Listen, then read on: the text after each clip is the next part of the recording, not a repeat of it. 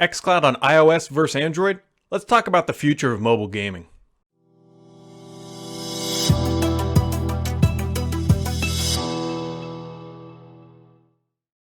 What's up, everybody? Brad here. This week, Microsoft released xCloud for iOS, and I've been using it on, well, this right here, which is a Microsoft Xbox controller, Bluetooth connected to my iPhone, which is an iPhone XS or 10S or whatever the heck you want to call it. Anyways, I have been using xCloud on this, and I've recorded some video, and we're going to compare it to Android. And there's a lot to know about mobile gaming on, or xCloud on a mobile device, because it's obviously not going to be as good as, say, a local console. But I'm here to tell you, it's also not that bad. So let's just jump into it here, and you can find some timestamps down in the description below to help you kind of navigate through, because I do let the video play or the streams play for a while so you can get a really good look at the actual experience. So there's a couple things to keep in mind here as you are watching this video. First and most importantly is that I am sitting very awkwardly to make this happen. The way I'm sitting is with a camera in front of my face, my arms stretched out, and I'm trying to look through the camera to make sure things stay in focus while also playing this game online. So do not judge me based on how well I do or do not kill the enemies here. But what you can see is that, hey, it is actually playable. The things that you want to note are my finger movements versus the reaction on the screen, because latency is what is dominating the conversation around this stuff. And you can see it's actually pretty darn good. Like, the latency is not all that bad. This is absolutely playable here as I run through and pop some heads off of some enemies. It is more than sufficient for getting your fix. Now, is this the primary way you want to play at this time for hundreds of hours? I don't think it's quite there yet. But if you're sitting in your hotel room and you want to have some fun, or you're just traveling, or you're just laying in bed and you don't feel like getting up, this is absolutely a way you can play Xbox games at a pretty decent experience. First, you also notice too that the visuals, you don't even pay attention to them. Why? Because they work. Like, the streaming quality is perfectly fine. I don't have any issues with the actual content that is coming down from the cloud. While it's obviously not quite as perfect and crisp as clear as localized gameplay, it's not bad either. Like, it's actually more than that. Like, it is actually pretty darn impressive what Microsoft is accomplishing here on both iOS and Android devices as I run around. But you can see here that I am able to shoot enemies with pretty good accuracy. Is it perfect? No, of course, but that's primarily because of the way I'm sitting, and things could be better. You playing this game or in this type of a setup will play more accurately and have a better experience, only because you don't have a camera in front of your face and your arms stretched out. But again, the important things to point out here are that my finger movements are matching pretty darn closely to what is happening on screen. It's not inhibiting the gameplay. It's not perfect. It's definitely not perfect, but it is more than sufficient. And I gotta tell you, I'm pretty excited about what Microsoft has been able to do so far. And considering that we're only in the preview stage and it's not going to launch until probably later this year, this is more than acceptable. It'll be interesting to see once we get our hands on more games. Now, it is not perfect. I did have some experience with a couple issues which will show up here later in the video, where automatic weapons were not firing, well, automatically. All these weapons are burst fire or single fire, which didn't have any issues. But you'll see here in a minute that I pick up a weapon and that it is fully automatic. And the reason why I was doing that as I recorded this second is I wanted to see if there were any issues with automatic weapons in the single player campaign. And I didn't actually have any issues, which is good. But it also brings the question up when you see later, why did I have issues online playing in P2P? But you can see right here, everything is looking pretty darn good.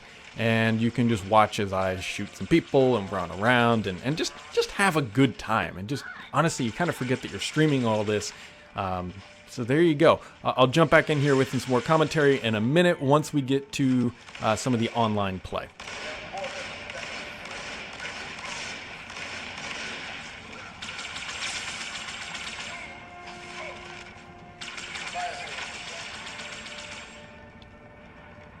All right, so you can see here, I'm trying to show off that, hey, when you actually join an online match, it's relatively quick. One of the biggest problems with Stadia right now is that there's just not a lot of people. And so getting into a multiplayer match can take some time, but this is undoctored. I don't know, I'm not trying to cheat the camera or anything, although it does go out of focus there for a second.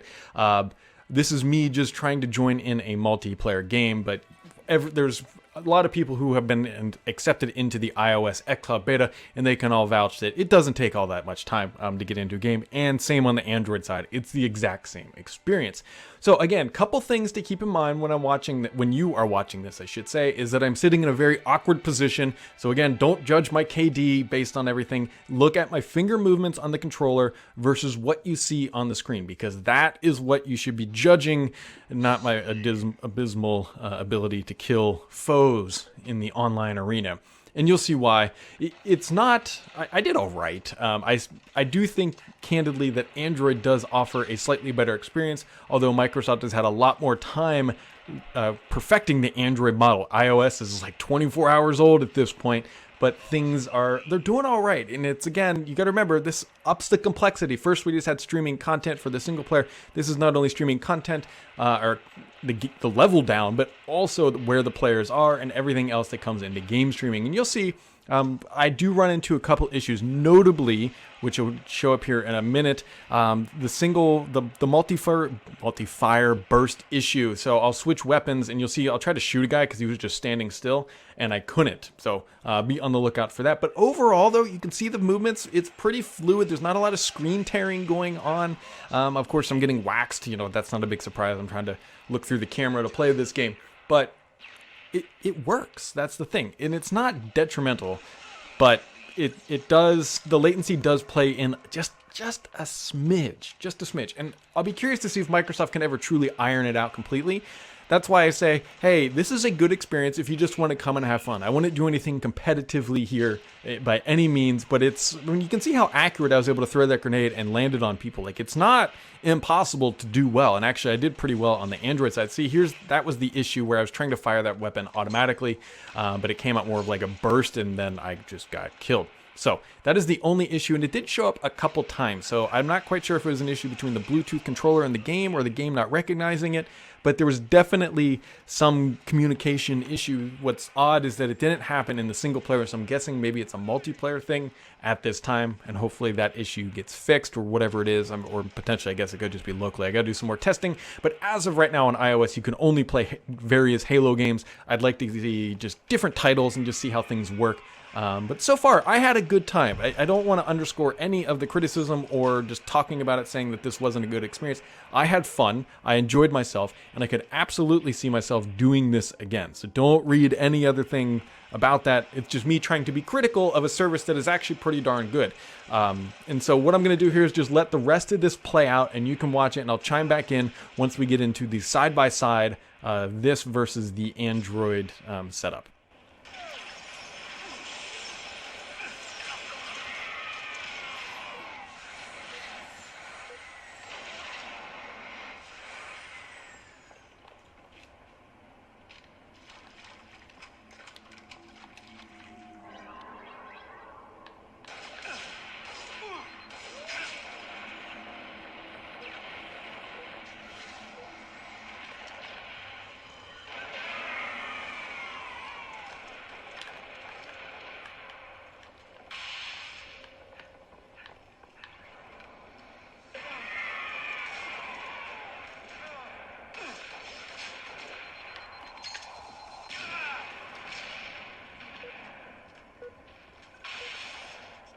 The leader. Lost the lead.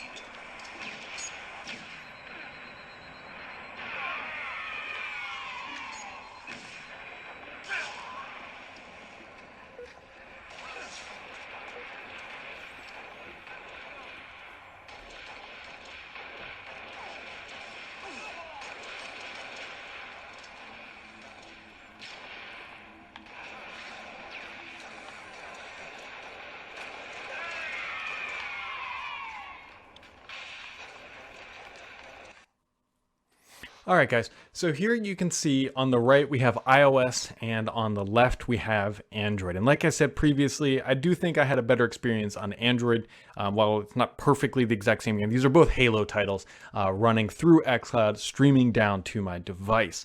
And overall, it's not much of a difference. We're talking little things that are making the Android experience better. That is saying that with the obvious caveat that once all the games arrive that are on Android arrive on iOS, are then, it's a level playing field, but I would give the edge to Android. And I think that might just be kind of indicative of how things play out for the long haul. The reason why I say that is Microsoft has more access to Android than they do on iOS, so they can work through bigger issues on Android a little bit faster, which is also why we saw Android xCloud come out first.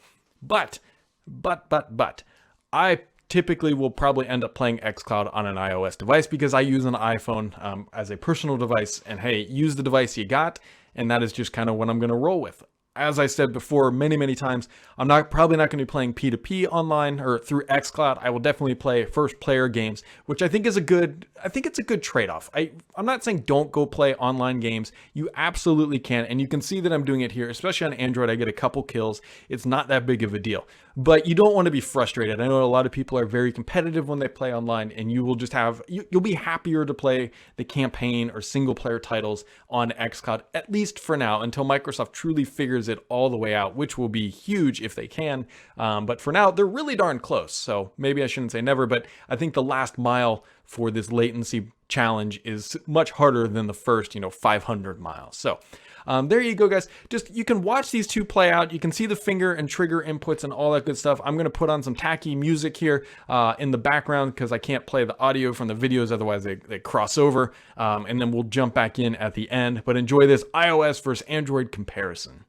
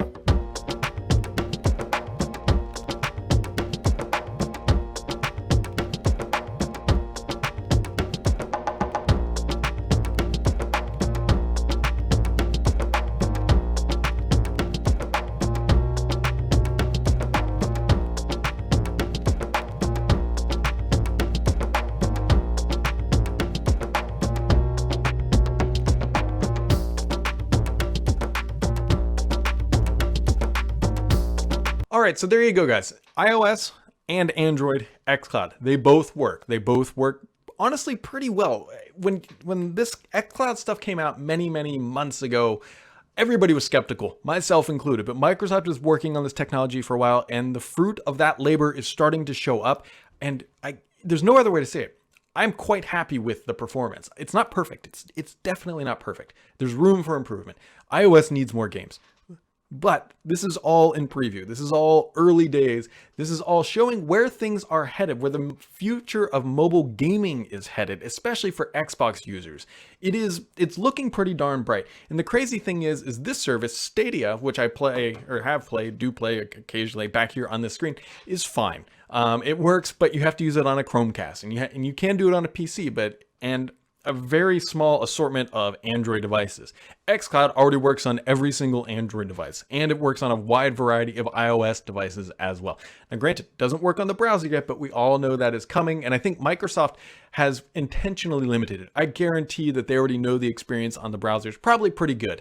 They are wanting to perfect, and they need the large database of basically analytics from iOS and Android devices to help improve that experience, because that is more than likely much harder to improve than, say, the browser. And so as these platforms mature, Microsoft is doing really good stuff here. I think it's something to be excited about. I'll be curious to see how Microsoft actually pitches this and where they bundle it in. I don't think xCloud, at least not yet, is going to be a standalone service. It's more than likely, I think they've already said it's going to be bundled as Game Pass, and I don't think you'll be able to buy it separately. All that being said, it is a great alternative gaming option for when you are not sitting next to your Xbox, or you don't want to go downstairs, or somebody else in your family is using that TV. xCloud provides a real tangible way to get your gaming fix. I think Microsoft is onto something here. I very much look forward to seeing how this improves. Right now, Android has the edge for xCloud gaming. If you're looking for the best xCloud experience, go buy a high-end Android. You will have a better experience there than iOS. iOS is not far behind, and it is perfectly fine. But if you're looking for the best of the best, Android's where it's at right now. For now, we will keep an eye on this as the xCloud product matures and gets closer to retail availability, which I believe is going to happen in the second half of this year. That's all we got for now, guys. Hit that subscribe button, and we'll catch all of you right back here next time.